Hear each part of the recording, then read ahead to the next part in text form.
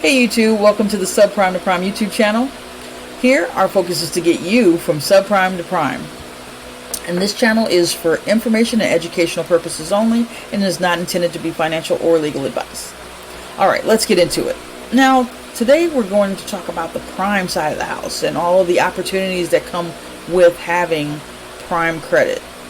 And, this is something to aspire to. This isn't going to come overnight. But I know it can be or seem a little daunting to know what work lies ahead to get you from the subprime side of the house to the prime side of the house. And here I'm just going to briefly cover a few things that will hopefully inspire you to get to this side of the house. Alright, so one thing you can expect from having prime credit is lower interest rates. Now, although in the economy today, interest rates are kind of all over the place, but it can be a lot worse if you have subprime credit. So what I'm saying is when you are applying for anything, whether it be a home loan, auto, credit cards, or any of those items, which I don't implore you to do unless you've begun the fix your financial house and got these things in order so that you get the best possible outcomes. But if you are, you're going to expect lower interest rates and you'll pay less interest over the life of the loans, saving you tons of money in the long run. And in easier loan approvals. If you are going for a loan, because you have above a 700 credit score, especially if you've reached the excellent, which is anything 750 or better, you're definitely going to receive, more favorable loan terms and higher credit limits. So when you apply for a credit card, you won't get hit with the, I'm just going to get, 300, 500, 1,000. You'll actually get larger limits like 5, 10, 15, 20 plus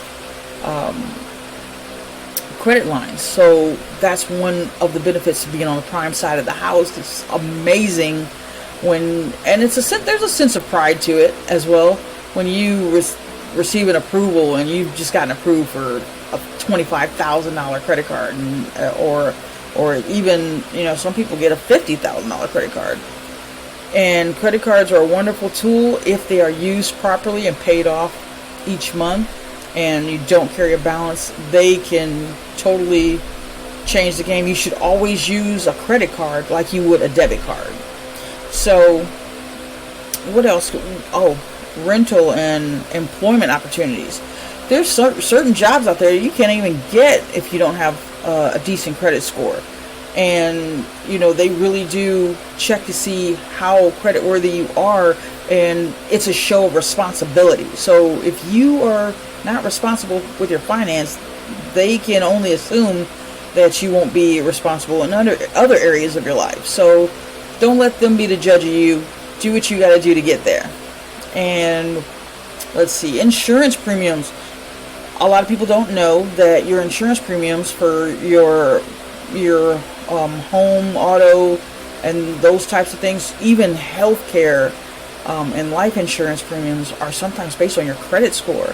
So again, they figure if you're fiscally responsible, you take care of yourself, you're healthy, you do some of the right things. And if you are fiscally unresponsible, i.e. have a low credit score, you have late payments, you just have all these things that keep you in that low zone, they assume that you are that way, and that level of risk they're not really willing to tolerate. So also you are seen as less risky to lend to. You are a prime candidate for any products that banking, insurance, any kind of financial institution want to see. They want to see financial responsibility. And if you are in that credit echelon, it's likely that you have taken the reins on your financial house and you're doing the right things each and every time. So it absolutely shows, and they will reward you for doing it. And you have flexibility to move about the cabin, so to speak. Like if you are a person that, you know, travel hacks or does any of those things where you can get and reap the benefits and the rewards of having great credit and credit cards that offer those perks, you are in the zone. These are the things that you can do when you have Prime credit. It is amazing. All the tools that you could possibly think of that you can use at your disposal are on the Prime side of the house. So I implore you to do the work it takes to get there. It's not that hard. It's going to seem a little painful at first, but hey, you got yourself into that mess, and we're acknowledging that. And you're a winner for, you know, tuning in and being able to see that and see the vision of what you have for you and your family's future and get it done.